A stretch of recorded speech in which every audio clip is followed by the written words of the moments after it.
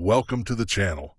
This video is part of our mission to help you grow, think, and live better. What if I told you that the secret to living a happy and fulfilling life isn't about working harder, pleasing others, or even finding your life's grand purpose?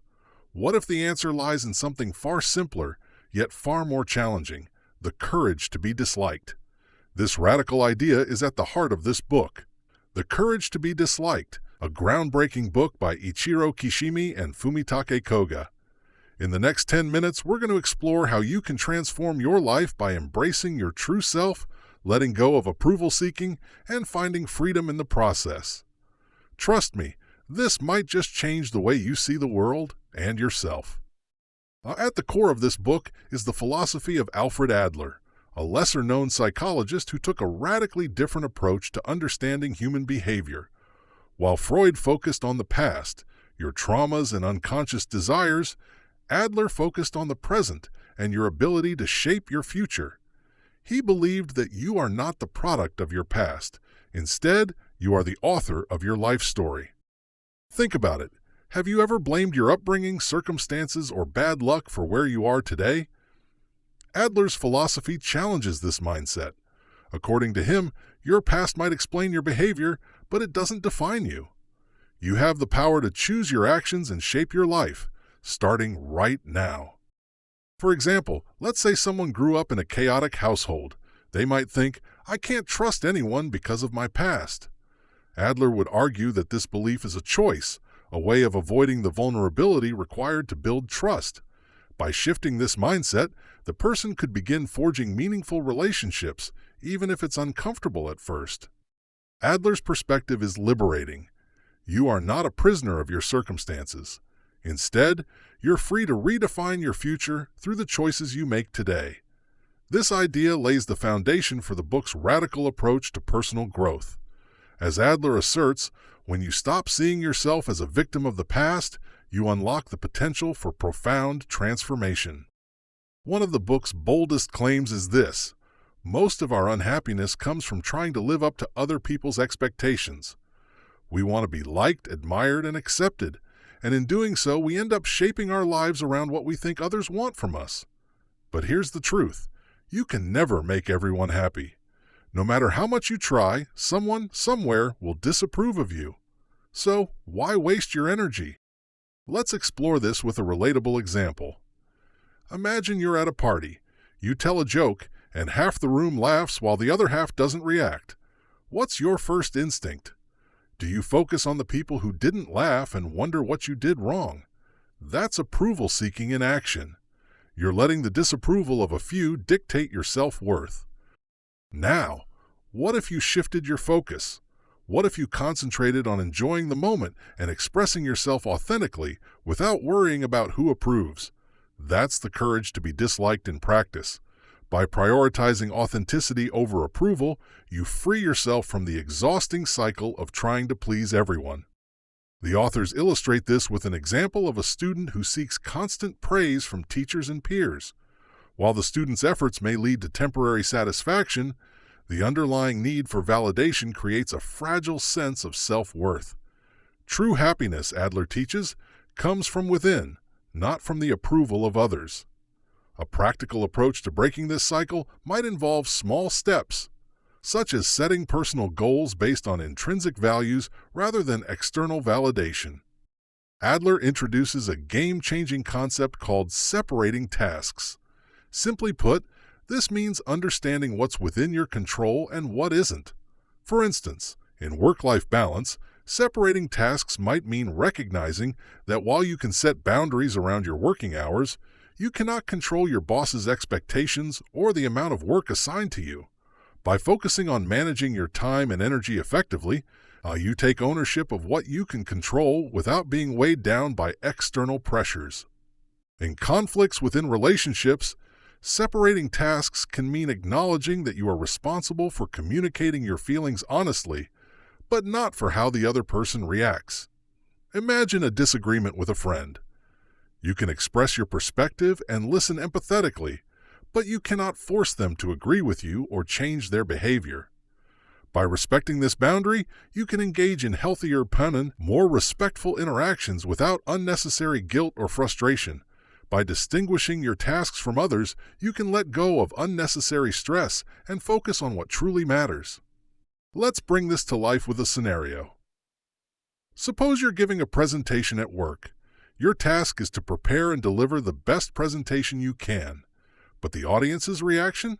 That's not your task. You can't control whether they're impressed or bored. By separating tasks, you liberate yourself from the fear of judgment and focus on doing your best. Another powerful example is parenting. Many parents feel responsible for their child's every success and failure, which often leads to feelings of guilt or over-responsibility when things don't go as planned. Adlerian psychology teaches that while parents should guide and support their children, they cannot control their choices or outcomes. For example, if a child struggles in school, the parent's role is to provide resources, encouragement, and a supportive environment, but the child's academic effort and results remain their own task. Recognizing this distinction helps parents let go of undue guilt and focus on being a reliable source of love and guidance. By separating tasks, parents empower their children to take ownership of their actions while maintaining their own emotional well-being. This principle is transformative. When you stop taking responsibility for things outside your control, you free yourself from the burden of unrealistic expectations. Imagine the relief of focusing only on what's within your power, your own actions, choices, and attitudes, while letting go of everything else. In romantic relationships, separating tasks might mean recognizing that your partner's emotions are not your responsibility. For example, if your partner is upset about a work situation, your role is to provide support, not to fix the issue. In the workplace, separating tasks might involve recognizing that while you can contribute to a project, you can't control how it is received by others or whether it succeeds. By applying this principle across different areas of life, you can reduce stress and improve the quality of your interactions. Adlerian psychology introduces the concept of life tasks, which refer to the areas of life where individuals find meaning and fulfillment. According to Adler, there are 3 primary life tasks: work, love, and friendship. Each of these tasks requires individuals to engage with the world and contribute to the well-being of others while pursuing their own growth. Take the example of work. Your life task in this area might be to find a profession that aligns with your values and allows you to use your skills to make a positive impact. For instance, someone who values creativity might thrive as an artist, while someone who enjoys problem-solving might find fulfillment in engineering. Identifying your unique life task involves reflecting on what brings you a sense of purpose and joy. In the realm of love, the life task is about building a partnership based on mutual respect and shared goals. This means fostering communication, setting boundaries, and supporting one another's growth. In friendship, the focus is on building horizontal relationships that provide mutual support and connection. Addressing life tasks isn't always easy. It requires self-reflection and a willingness to confront challenges. For instance, someone struggling with their work-life task might need to reevaluate their career path and make difficult decisions to align their job with their passions. The reward, however, is a deeper sense of fulfillment and harmony. Another cornerstone of Adlerian psychology is the concept of social interest, or the idea that true happiness comes from contributing to the well-being of others. Adler believed that humans are inherently social beings, and our sense of belonging and purpose is tied to our connection with the community. Consider volunteering as an example. By dedicating time to helping others, whether through mentoring, community service, or simply being a good neighbor, you not only make a difference in the lives of others, but also experience a profound sense of fulfillment. This aligns with Adler's belief that individual growth and societal contribution go hand in hand.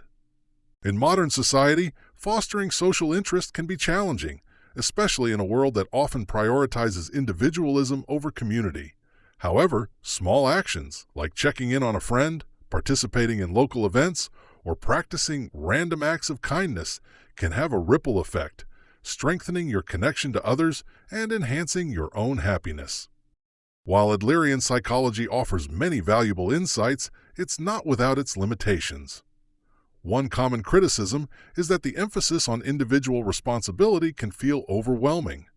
For someone dealing with systemic issues or significant mental health challenges, the idea of choosing happiness might seem unrealistic or even dismissive of their struggles. To address this limitation, it's important to integrate Adlerian principles with empathy and external support. For example, therapy, community resources, or social advocacy can provide the necessary tools to address challenges that go beyond individual control. Another potential drawback is the lack of emphasis on past trauma. While Adler's forward-focused approach is empowering, it may overlook the importance of healing from unresolved issues.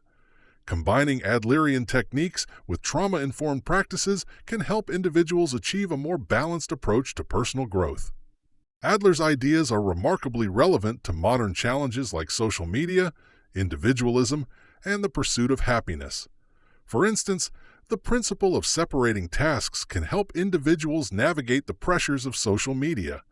Recognizing that others' opinions online are not your task allows you to engage authentically without being consumed by the fear of judgment.